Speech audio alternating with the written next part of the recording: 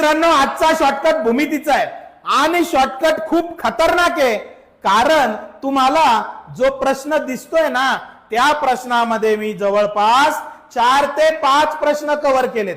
कसे सर? या प्रश्नात तर चौरस दिसतोय. प्रश्न कसा आहे? चौरसाच्या बाजू 5:6 प्रमाणात आहे, तर त्यांचे क्षेत्रफळ कोणत्या प्रमाणात असेल?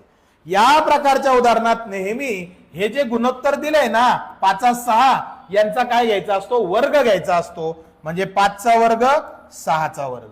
वर्ग म्हणजे त्या संख्येला त्याच संख्येने गुणणे. 5:5 25, 6:6 36. येणार उत्तर 25 8 36. पर्याय कितवा? पहिला.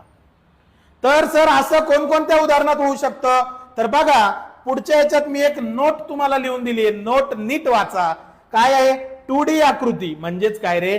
द्विमितीय आकृती. जसे चौरस, आयत, वर्तुळ, षटकोन बाबतीत त्यांच्या बाजू किंवा त्रिज्या प्रमाणात दिल्या ना, बाजू किंवा त्रिज्या प्रमाणात दिल्या तर त्यांचे क्षेत्रफळ वर्गाच्या प्रमाणात असते. हे लक्षात ठेवायचं. मग आता मला सांगा, हा दुसरा प्रश्न तुम्हाला जमणार आहे का? आणि जमेलच अशी मला गॅरंटी आहे. तुम्हाला उत्तर कमेंट करायचंय. चॅनलला फॉलो करा, शेअर करा. खूप खूप धन्यवाद.